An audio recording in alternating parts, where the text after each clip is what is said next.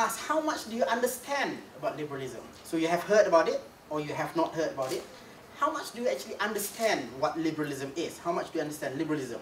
This is a very interesting finding. A great majority, 78%, these two here, 2% says that they are unsure about liberalism, 42% says they don't understand at all, 34% says they don't understand, level of understanding is not very much. So in total, 78% admitted that they are either unsure or they don't know what liberalism is. 78%. That's a big chunk of the population.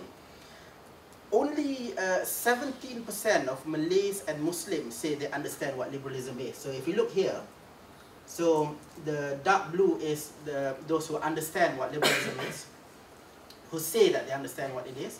17% of Malays say, only 17% say that they understand what liberalism is.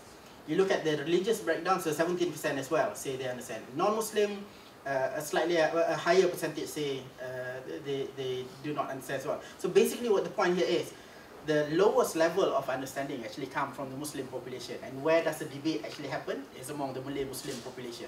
It's a very interesting finding. Astonishing 81% here of those aged under 40 say that they do not understand liberalism as well. So this is a self-admission. So if you ask the question, who is the most active people on Twitter, it's unlikely to be the pensioners aged 75 and above. This is likely the younger population. 81% of them say that they do not understand what liberalism is. So then we went on to ask, can you please explain to us what does liberalism mean to you? You can see here, so it's an open-ended question, and you can see here that the range of answers is really big. But the interesting thing is here. So 55% of the total sample population says that they're not sure what liberalism is. It's an open-ended question. You can say anything that you want. So the range is very wide, but the biggest chunk says that they are not sure. Below 40 years old, 60% says they're not sure, and so on. So among Muslim population, 64% say they're not sure. So that emphasizes the point that the level of understanding is very low. And we then dig deeper about the understanding of liberalism. And when we dig deeper into the data, what we found is the actual number of people who say that liberalism is bad for the country is actually in the minority, very small minority. Only 13% of non-Muslim and 29% of Muslims think liberalism is a bad concept for Malaysia.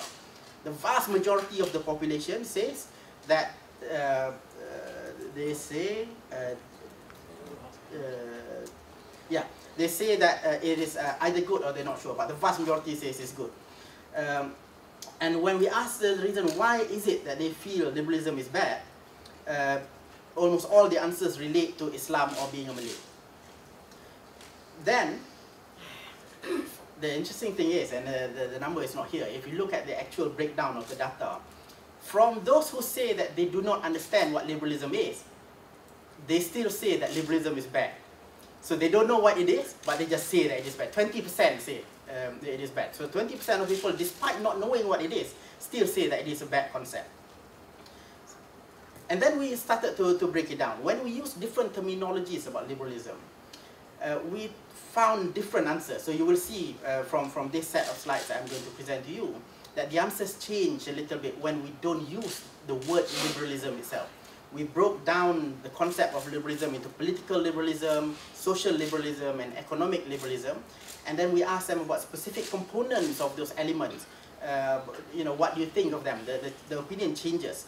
And when you see this, the data here, what you will see is that there is the disagreement shown by the minority of people is actually really caused by a lack of understanding. You will see this more here now.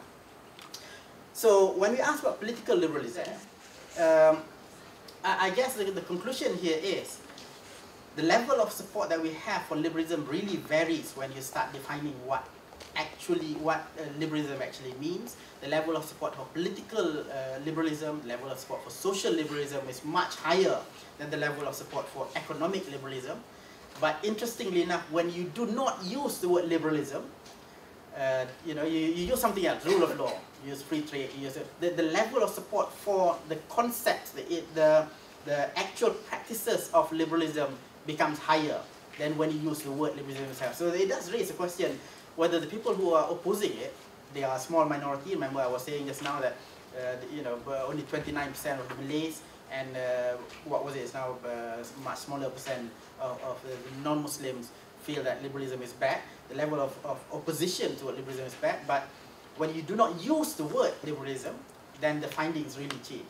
So I guess the main conclusion here is, despite the loud shouting that's happening out there about liberalism, number one, the level of understanding is not that high. And number two, the shouts are really coming from a minority in the population.